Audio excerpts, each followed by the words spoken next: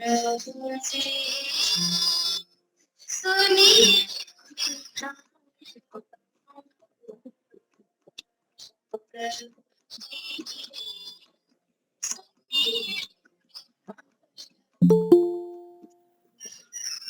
आवाज ठीक नहीं आ रही।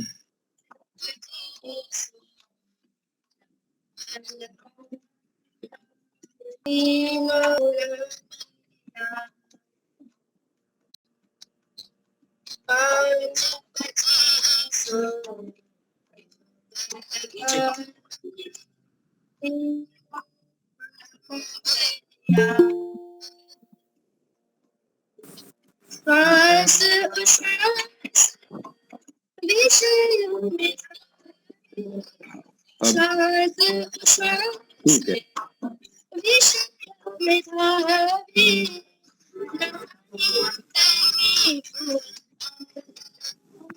आचार्य जी मोबाइल उनके पास रखिए क्योंकि आवाज नहीं आ रही है।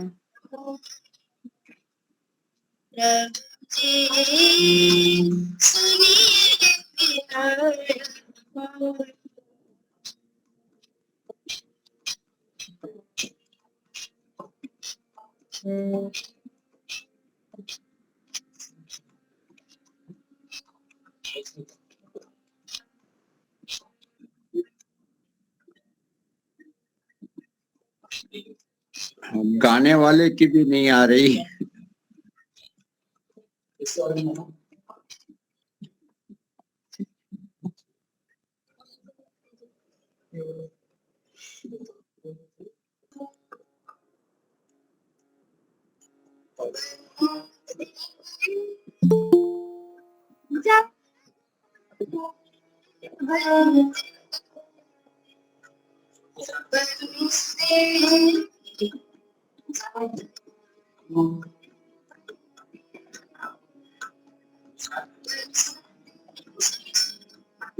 आचार्य जी एक काम कर सकते हैं। आचार्य जी प्रणाम। जी एक काम जी कर सकते हैं कि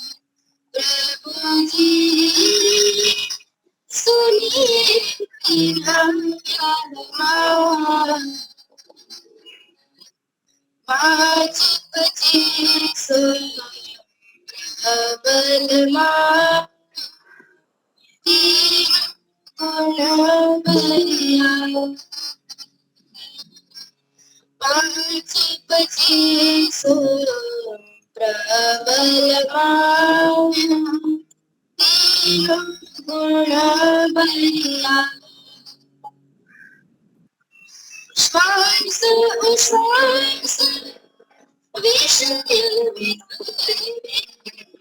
श्वास विषयों में धावी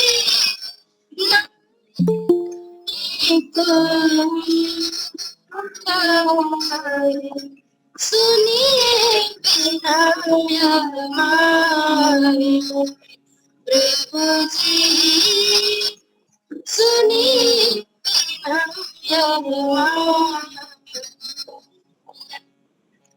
जब करी हो पूर्ण भवनी कृपा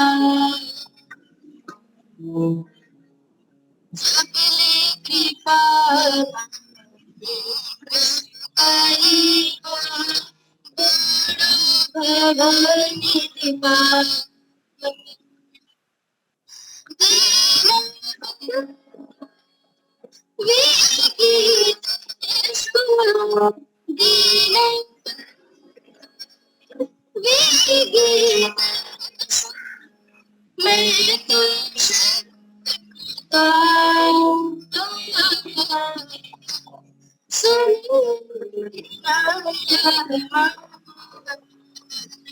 प्रभु जी बिना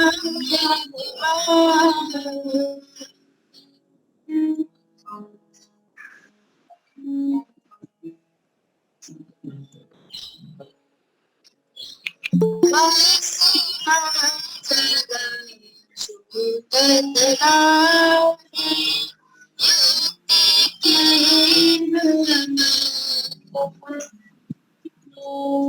वासना जगा छूटत नाही युक्ति की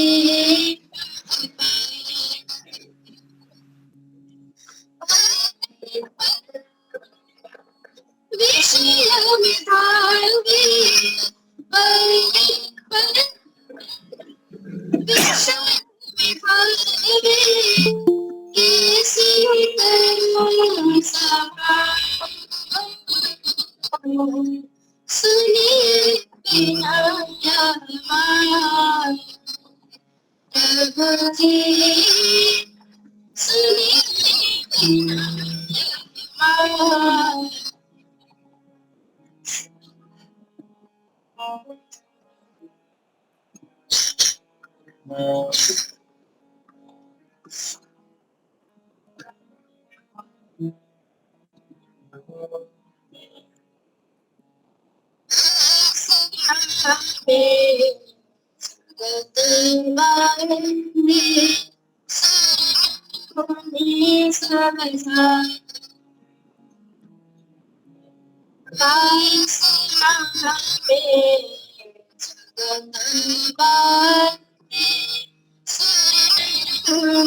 समझाई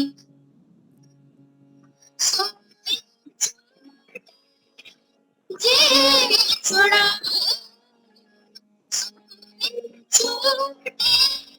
जे छोड़ा ना पुकार सुनिए बिना यार प्रभु जी सुनिए बिना यार प्रभु जी सुनिए बिना यार सुनिए बिना यार सुनिए बिना यार बोले सतगुरुदेव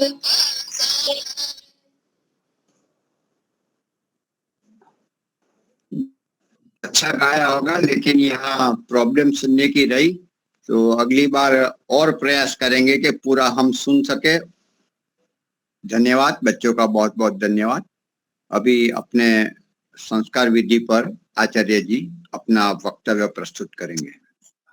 1 मिनट समय लेंगे, 1 मिनट समय लूंगा व्यवस्थित करने में। हाँ जी, बहुत अच्छा, आवाज भी बहुत अच्छी थी और गाया भी बहुत अच्छा। ये गुरुकुल के बच्चे हैं जो सीखते हैं संगीत। श्री महेंद्र मुनि जी यहाँ पर आए हैं और सब देख चुके हैं। बराबर है, बहुत और अच्छा। गांधी नगर से भी लगभग 3 बस लोग लेकर के गुरुकुल में आ रहे हैं। अच्छा अच्छा। यहाँ पर 25,000 यज्ञ कुंड होने वाला है। ओहो, तो 25,000 यज्ञ कुंड हो रहा है। यज्ञ होगा 17-18 दिसंबर को। बहुत सारे लोग आने वाले हैं।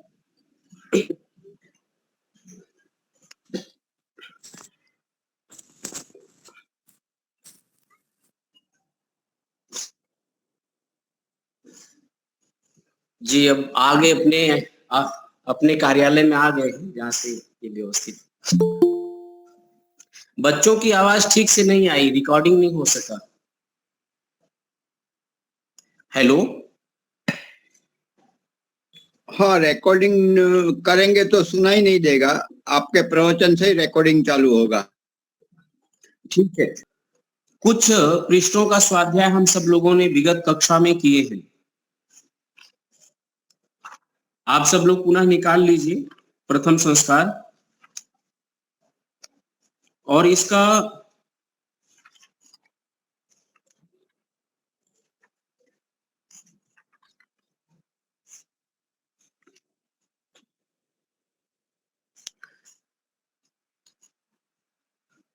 प्रथम संस्कार के उसमें हम लोग पिछला वैज्ञानिक जो विचार है उसका स्वाध्याय किए थे। अलग अलग विचारों का क्या कथन है संस्कार के संदर्भ में या संस्कार को लेकर के, और प्रजनन से लेकर के बच्चे के प्रत्येक क्रियाकलापों पर कैसे उसका प्रभाव पड़ता है, शारीरिक विकास, मानसिक विकास, और उसका ये दो पक्ष तो हम लोगों ने विचार किया है। एक स्वामी जी ने शब्द दिया है जिसके अंतर्गत हम आत्मिक उन्नति की बात स्वामी जी करते हैं। जब भी हम देखेंगे तो स्वामी जी ने लिखा शारीरिक आत्मिक और सामाजिक उन्नति करना। भाषा की दृष्टि में आप देखेंगे प्रायः लोग कहेंगे मानसिक उन्नति, लेकिन आत्मिक उन्नति कहते ही आध्यात्मिक पक्ष और बौद्धिक पक्ष दोनों उसके अंतर्गत आ जाते हैं। आत्मिक पक्ष और बौद्धिक पक्ष दोनों की उन्नति कैसे हो और संस्कार का क्या योगदान है, और उसमें प्रथम संस्कार का क्या योगदान है, इस बात पर दो पक्षों से हम लोगों ने सुना है। पूर्व में जो आचार्य सत्यव्रत जी ने अपने सैद्धांतिक ग्रंथ सैद्धांत रूप में उन्होंने पहले इसकी विवेचनात्मक व्याख्या की और विधि का भाग का किया है। प्रत्येक संस्कार को दो पक्ष में रखा है, एक विवेचनात्मक भाग और दूसरा विधि भाग। विवेचनात्मक भाग में भी दो पक्ष रखा है प्रायः संस्कारों का, एक पक्ष तो वैज्ञानिकों का रखा है और दूसरा पक्ष दार्शनिकों का रखा है।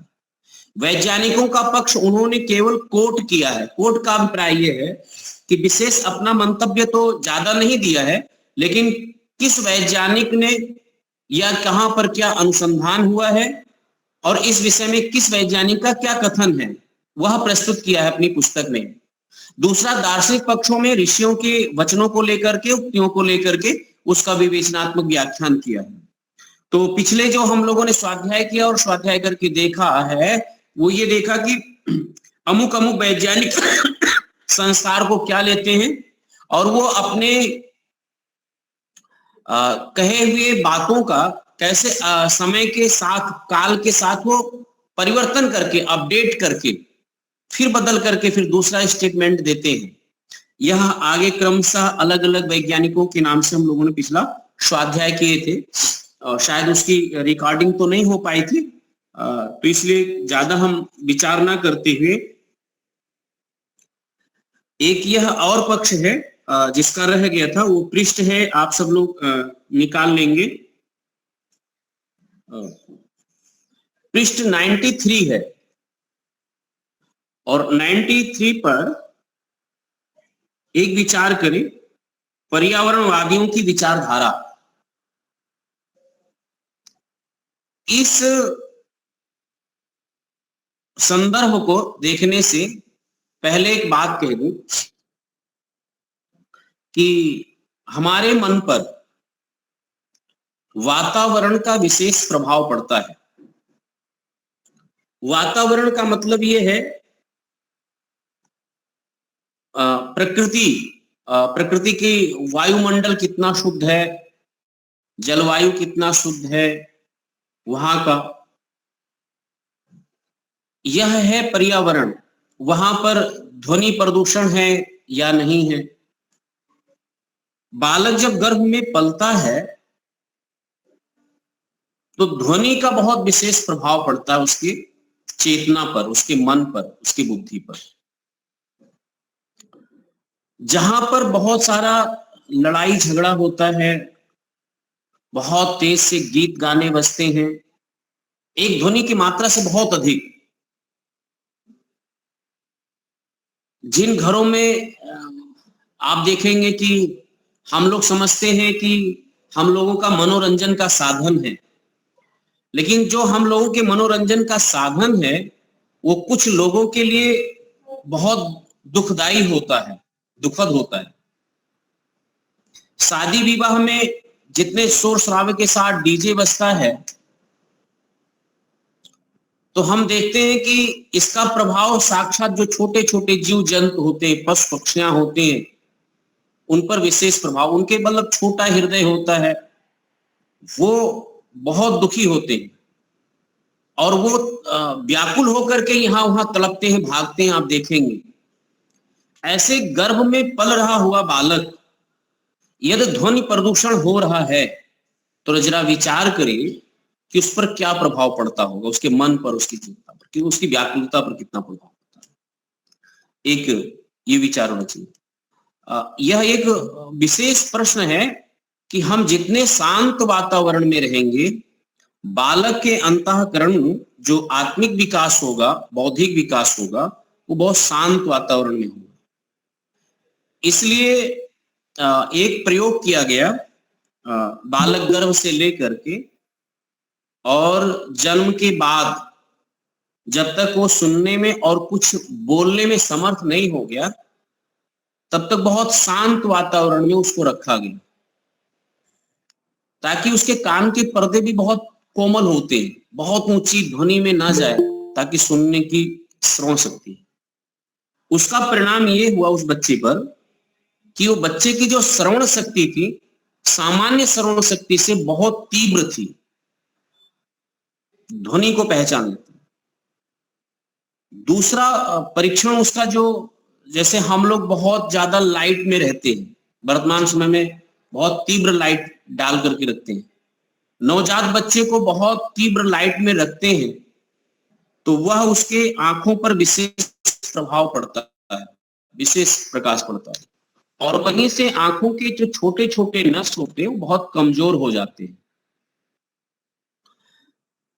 पहले के लोग हम देखेंगे कि जो बुजुर्ग लोग हैं, वो जिनका पालन पोषण बड़ा नेचुरल तरीके से हुआ है, उनकी दृष्टि आज भी बहुत स्वस्थ है, देखने की क्षमता, उनकी आयु की प्रतिरोधक वो ज्यादा लंबे काल में है। एक बनारस में है, वो लगभग 80 साल के हो गए और वो संस्कृत के पंडित थे। किसी ने प्रश्न पूछा कि आप स्वस्थ हैं, तो उन्होंने उत्तर दिया, हाँ स्वस्थ तो हैं, लेकिन चंद्रमा की रोशनी में अब सुई में हम धागे नहीं डाल पाते। आप सोचिए जरा, इतनी लंबी आयु का व्यक्ति चंद्रमा की रोशनी में सुई में धागा नहीं डाल पा रहा है, कह रहा अब नहीं डाल पाते। जिस उम्र में लोग अपनी आंखों से 10-15 मीटर देखने में असक्षम हो जाते हैं, उस समय की बात है। तो प्रकृति का प्रभाव ये तो पड़ता ही पड़ता है, लेकिन हमारी इंद्रियों पर विशेष प्रभाव पड़ता है। ज्ञानेंद्रियां जो है उस पर है। ज्ञानेंद्रियों की क्षमता यदि बढ़ा करके रखना है तो प्रकृति के साथ चलना होगा, प्रकृति के सहचर में रखना होगा। यह एक मूलभूत सिद्धांत, मोटा मोटा सिद्धांत है। आगे हम सब लोग इसको पढ़ते हैं और इसमें कुछ वैज्ञानिकों का भी उदाहरण जो है वो आचार्य जी ने दिया है।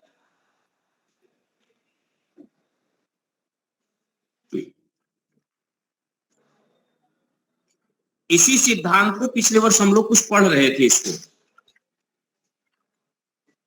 तो गाल्टन तथा विजमैन के जीन संबंधी विचारों के संबंध में नवीन खोज।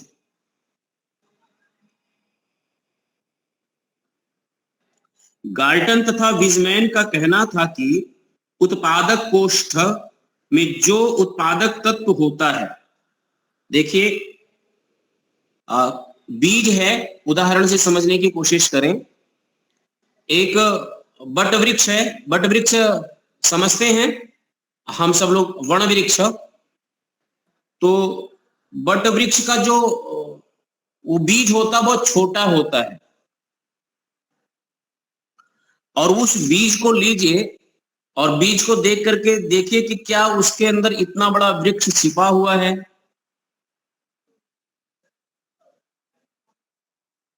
और वह जितना बड़ा वृक्ष हम देखते हैं वो सारी संभावनाएं उस बीज में है।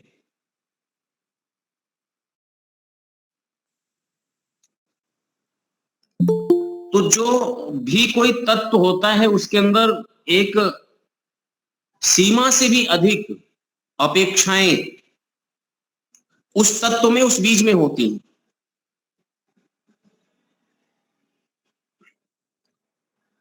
बीज को देख करके इतने बड़े वृक्ष की कल्पना एक साधारण व्यक्ति नहीं कर पाता है। कोई विशिष्ट व्यक्ति होगा जिसका बौद्धिक बल बहुत ऊंचा होगा और वही बीज को पहचानता होगा और वही उसके उत्पत्ति और विकास के क्रम को जानता होगा और वही जानता है कि उस बीज के अंतर्गत उत्पादकता क्षमता है या नहीं है। तो यहां पर प्रत्येक बीज में जो उत्पादक क्षमता है वह विशेष महत्वपूर्ण होता है। सब बीज में एक स्वस्थ उत्पादकता क्षमता नहीं होती है। तो उत्पादक कोष्ठ तो होते हैं लेकिन उत्पादक करने की क्षमता, विकसित करने की क्षमता नहीं होती है। खेती होती है हमारे घरों में, इस बात को समझे कि ब्रीही कहते हैं धान, चावल के बीज को ब्रीही कहते हैं। जब किसान खेतों में लगाने जाता है उसको, तो उसके पहले 1-2 दिन पहले पानी में डुबो देते हैं और मान लिया जाए 1 मुट्ठी धान उन्होंने भिगो दिया तो उसमें से कितने धान अंकुरित हुए और अंकुरित देख करके फिर वो किसान गणना करता है कि ये 100 धान हमने भिगोया था और 100 धान में से कितने धान ऐसे हैं जिसने बीज अंकुरित हुआ, यानी वो कोपले निकली। तो उसमें से उसको प्रतिशत निकलता है कि इतने ही प्रतिशत में ये धान उगेगा और हम खेतों में लगाएंगे, अन्यथा उत्पादकता की क्षमता नहीं रहती है। उसी अनुसार वो खेती करते हैं, उसी के अनुसार वो खेती करते हैं। तो ये होता है कि उत्पादक कोष्ठ और उत्पादक तत्व, ये 2 बातें। उत्पादक तत्व क्षमता एक विशेष होता है,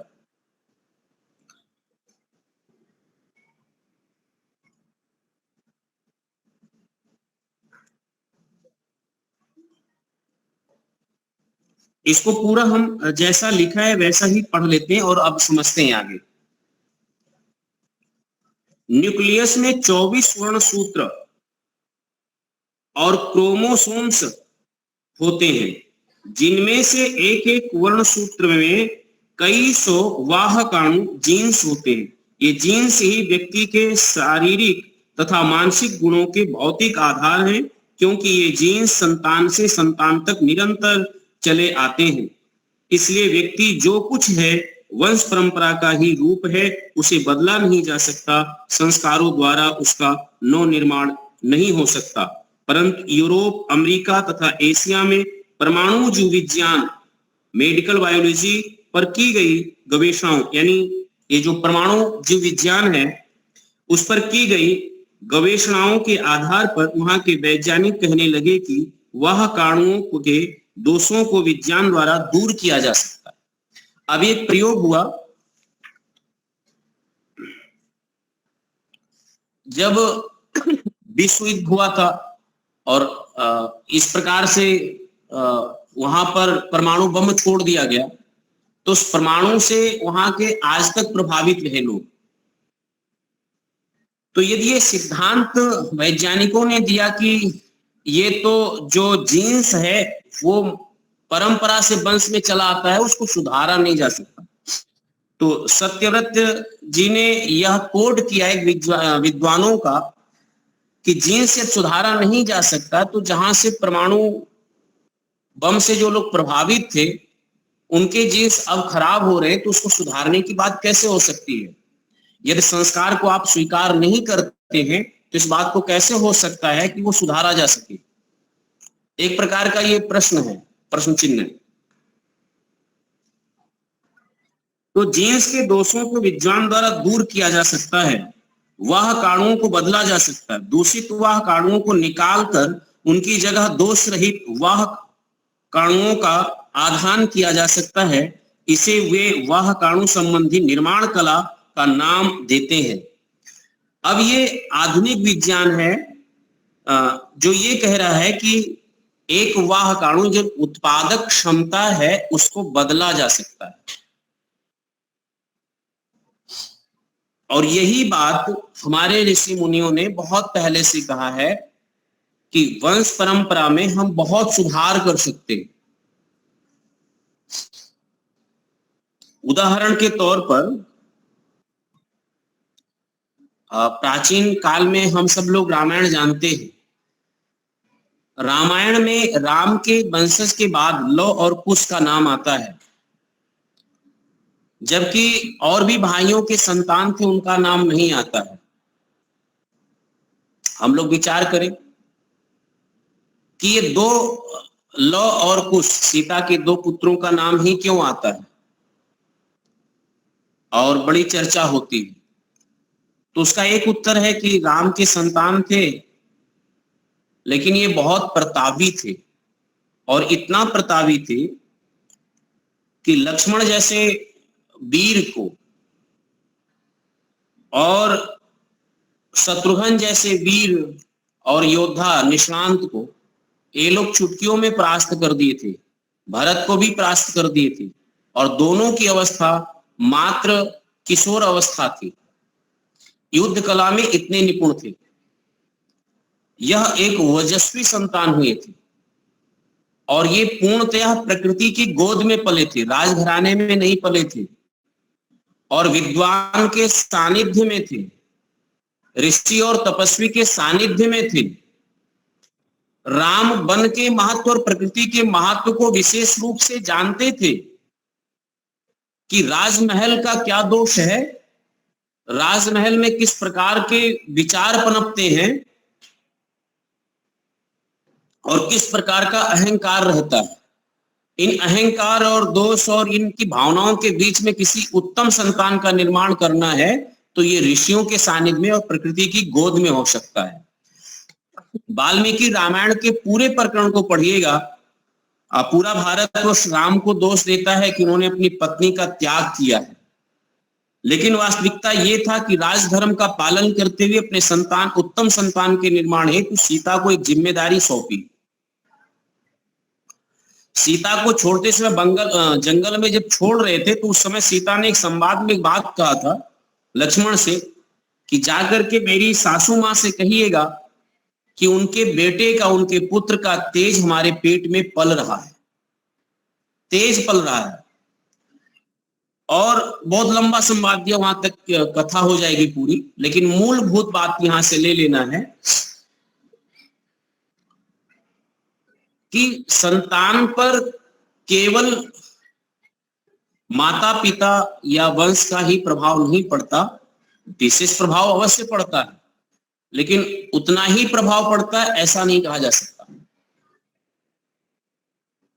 आहार का, विहार का, विचार का और वातावरण का और इन सब का भी विशेष प्रभाव पड़ता है, विशेष प्रभाव पड़ता है शरीर पर, मन पर, बुद्धि पर। कहने का अभिप्राय इतना सा है।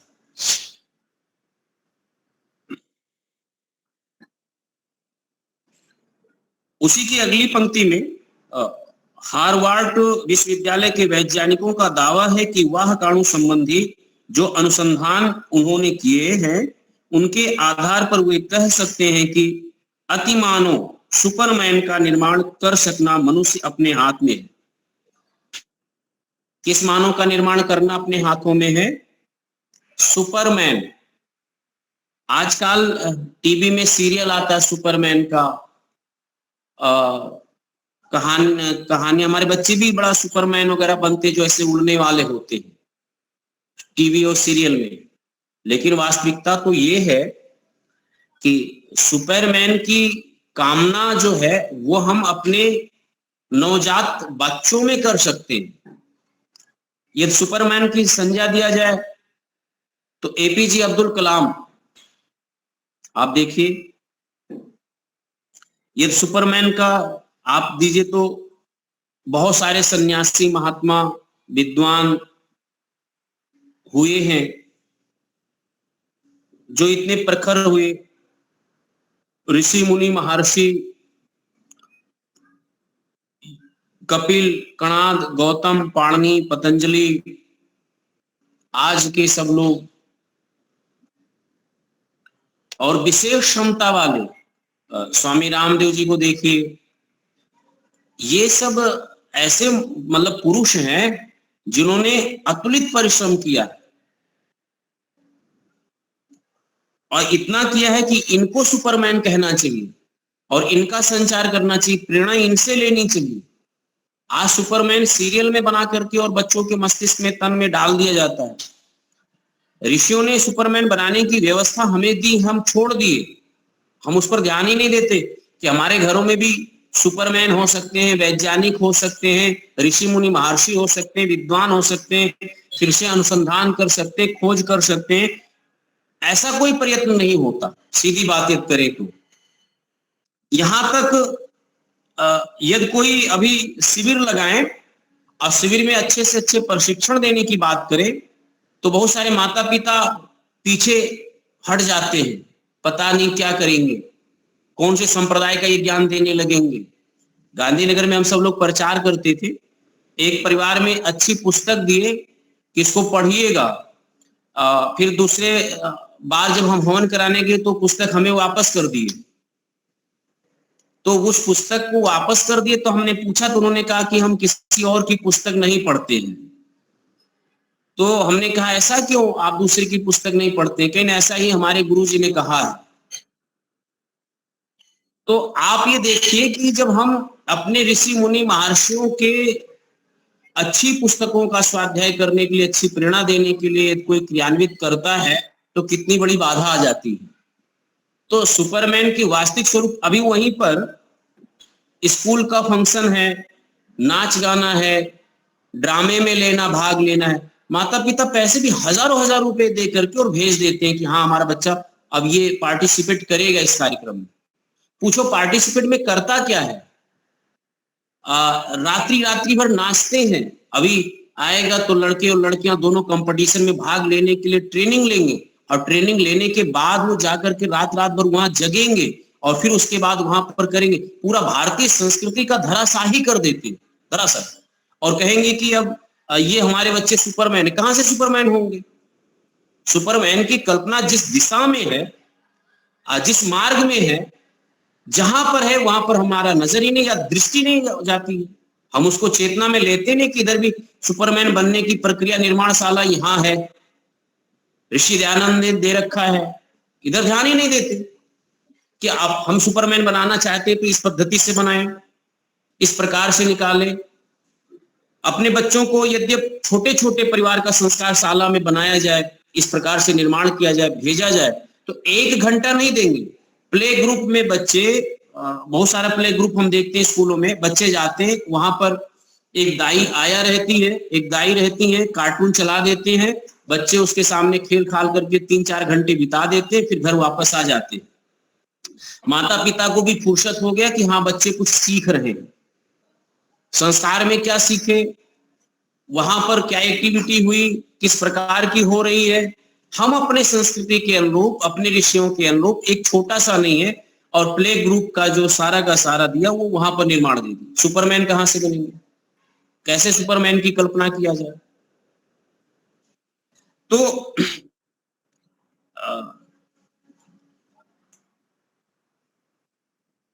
इसमें बहुत निराशा की बात नहीं है, जैसे आज बहुत सारा हम ये सोचे कि ये निराशा की बात नहीं है। ये आज सबकी आवश्यकता है, प्रत्येक माँ की, प्रत्येक घर की और प्रत्येक संस्कृति की आज आवश्यकता बनती जा रही है। सिर्फ हम इसकी इस बात की महसूस नहीं करते। मेरे भद्र पुरुषों, मातृशक्ति में इतना निवेदन करूंगा कि आज ये आवश्यकता है, क्योंकि हमारे सामने लड़ाई आपस की नहीं है, हमारे सामने हमारी संस्कृति को इस प्रकार से समूल नष्ट करने के जो षड्यंत्र है सामने, वो शत्रु खड़े हैं, उनसे सामना करना है। और उनसे सामना करने के लिए वो कोई वैचारिक शत्रु हैं, वो हमारे सामने हाथ गोला बम और वो पिस्टल लेके नहीं खड़े हैं। ये ध्यान दीजिएगा कि वो हमारे बच्चों को, हमारे युवा पीढ़ी को या ऐसे कुछ परिवर्तन वो बंदूक के नोक पर कर रहे हैं। बंदूक के नोक पर नहीं कर रहे, विचारों के नोक पर कर रहे हैं। और हमारे विचार कमजोर पड़ रहे हैं। वो विचार हमारे इसलिए कमजोर पड़ रहे हैं कि हम विचारों का प्रचार उतनी मात्रा में नहीं कर पा रहे जितनी मात्रा में हमें करना चाहिए। जिस रूप से प्रचार करना चाहिए, जिस प्रकार से हमें सहभागिता लेनी चाहिए, उस प्रकार से हम नहीं ले सकते।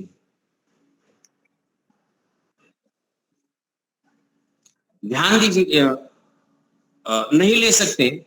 एक प्रसिद्ध दार्शनिक विद्वान ने कहा था कि अंधी दौड़ हम उधर दौड़ते हैं जिधर प्रभावित हो जाते हैं, और लोग प्रभावित वही होते हैं जो मूर्ख होते हैं।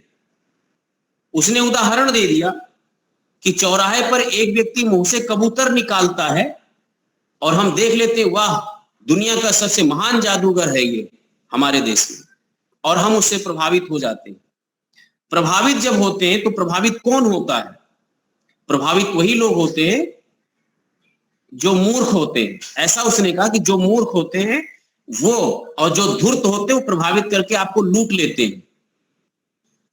कहने का अभिप्राय है कि हमारी संस्कृति पर प्रहार हो रहा है, हमारे सनातन धर्म के वैचारिक प्रहार हो रहा है, हमारे बच्चे बिगड़ रहे हैं, या जो भी कुछ हो रहा है हम कमजोर पड़ते हैं, तो वो इसलिए कि धरातल पर वास्तविकता ये है कि हम प्रभावित हो रहे हैं, हमारे बच्चे उनसे प्रभावित हो रहे हैं, हम उधर नहीं प्रभावित कर पा रहे।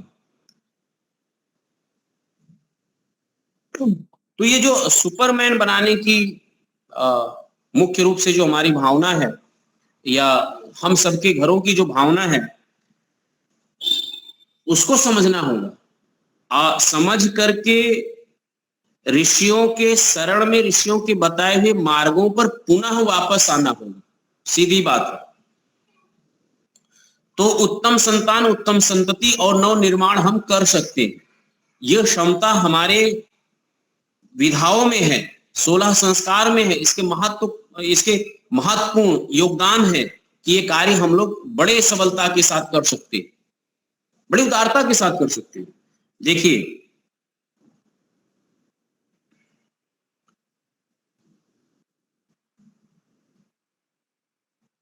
इसी बात को एशिया के डॉक्टर नेफाक का, जो सोवियत एकेडमी ऑफ साइंसेस के जीव विज्ञान विभाग के अध्यक्ष हैं, कहना है कि जीव विज्ञान संबंधी अनुसंधानों के द्वारा मानवीय निर्माण कला की आधारशिला रखी जा चुकी है, जिसके आधार पर उत्कृष्ट कोटि के मानव का निर्माण क्रियात्मकता के क्षेत्र में आ गया है। डॉक्टर नेफाक का विश्वास है कि वह दिन दूर नहीं जब हम वाह काणु संबंधी मानवीय निर्माण कला के सहारे उच्च कोटि के दार्शनिक, वैज्ञानिक, कवि, लेखक तथा कलाकार अपनी इच्छा अनुसार उत्पन्न कर सकेंगे। ये एक वैज्ञानिक बोल रहा है, हम अपनी इच्छा के अनुसार संतान उत्पन्न कर सकते हैं। आप जैसा चाहें वैसा संतान उत्पन्न कर सकें। हेलो, ठीक है, आवाज आ रही है। तो ये डॉक्टर नेफाक का विश्वास है कि हम जैसा संतान चाहे वैसा हम उत्पन्न कर सके, और यही बात हमारे ऋषियों ने भी समझाया कि आप जैसा संतान चाहे वैसा उत्पन्न कर सके। अब हमारे समाज में विचारधारा ही सब कुछ है। अभी हमें एक पेन लेने जाना है तो हम तुरंत पूछेंगे किस कंपनी का है, कितना मूल्य है, इसका मूल्य कितना है, आप हमें कितने में देंगे। इसके पीछे हम 1 मिनट टाइम लगाते हैं। कितना लगाएंगे? 1 मिनट। कहीं कपड़ा खरीदना हो तो 4 दुकान पर घूमेंगे, कहीं मॉल में जाएंगे, कई कंपनियों का नाप जोख लेंगे, तब जाकर के वस्तु खरीदते हैं। लेकिन इस दुनिया में जब संतान लाना है तो 1 सेकंड का भी टाइम नहीं देते लोग, 1 मिनट का भी टाइम नहीं देते। यही सबसे बड़ा जो है वो दुर्भाग्य है। दुनिया में संतान लाना है तो पूछिए पहले कि इसमें हमारे ऋषियों का क्या मंतव्य है, वो किस प्रकार की संतान उत्पत्ति के आदेश देते हैं और कैसे देते हैं, उसका विधान क्या है। स्वामी दयानंद जी जब सत्यार्थ प्रकाश लिख रहे थे या संस्कार विधि लिख रहे थे तो संतान उत्पत्ति का जब संस्कार विधि में समोल्लास में लिखे हैं तो उस पर बहुत सारे लोगों ने आपत्ति जता दिया। जो शिष्ट लोग थे समाज के, तथाकथित शिष्ट लोग, शिष्टाचार लोग, उन्होंने कहा ऐसी भाषा का प्रयोग 19वीं शताब्दी में करने वाले हिंदी भाषा में, ये एक महापुरुष के उसे शोभा नहीं देता है। बहुत सारे लोगों ने बहुत प्रकार की बातें करते, अभी भी करते, संतान निर्माण की कला को नहीं समझते। उसकी पुष्टि में आचार्य सत्यव्रत ने ये लेख लिखा और ये खोजा कि अच्छा संतान उत्पन्न के विषय में आधुनिक वैज्ञानिकों ने क्या कहा है। ये कुछ लोग हाथ खड़ा करके रखे हैं, मैं वो नहीं समझ रहा हूं कौन लोग हैं। 2 लोग हैं, ये स्वभाव से ऐसे कर गलती से, ठीक है।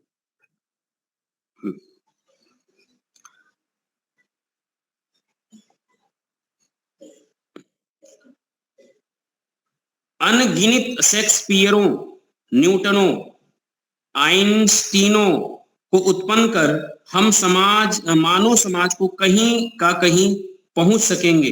इन वैज्ञानिकों का इतनी ऊंची उड़ान भरने का आधार क्या है? इन वैज्ञानिकों का कहना है कि उत्पादक कोष्ठ में उत्पादक तत्व में जो न्यूक्लियस को, जिसमें जीन्स रहते हैं, निकालकर उसमें दूसरे न्यूक्लियस यानी जीन्स को पैबंद लगाई जा सकती है जिसमें अन्य व्यक्ति के जीन्स हों। जिस प्रकार पौधों तथा पशुओं के निर्माण तत्वों में दूसरे पौधे तथा पशुओं का बीज आरोपित किया जा सकता है, जिससे उसका आकार, प्रकार, रंग, रूप, गुण सब बदला जा सकता है, इसी प्रकार ऐसा कोई तरीका निकल सकता है जिससे वनस्पति तथा पशु जगत में घटाए जा रहे इस नियम को मानव के उत्पादक कोष्ठों पर भी घटित किया जा सके।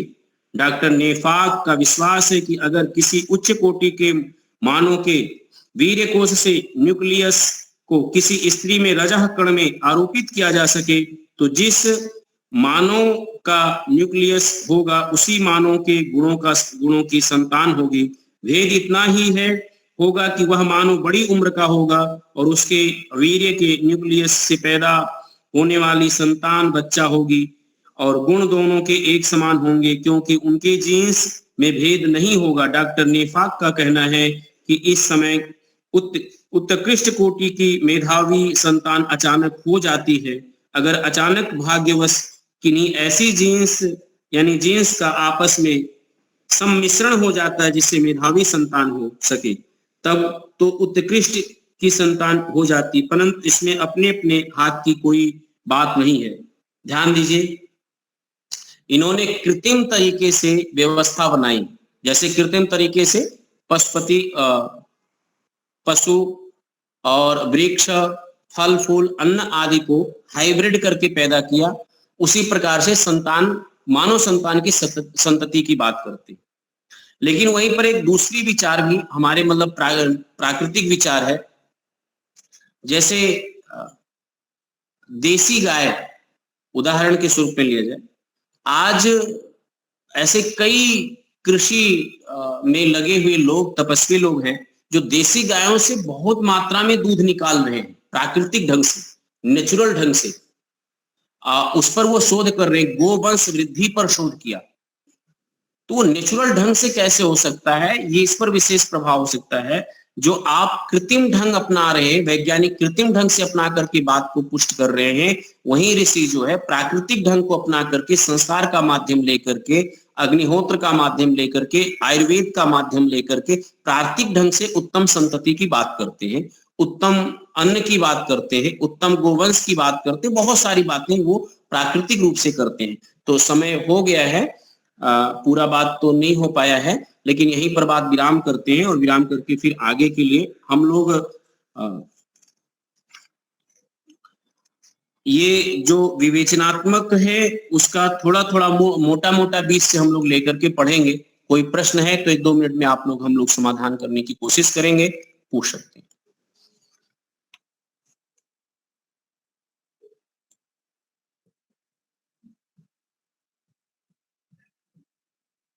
अच्छा,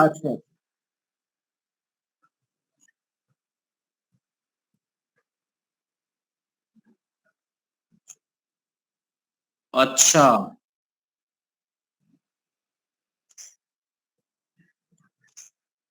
ठीक है, हम आज ग्रुप आपके पास भेज देंगे या ग्रुप में मुझे मैसेज कर दीजिएगा। मैं ग्रुप में तो भेज नहीं सकता आपके, तो मैं महेंद्र जी को भेज दूंगा।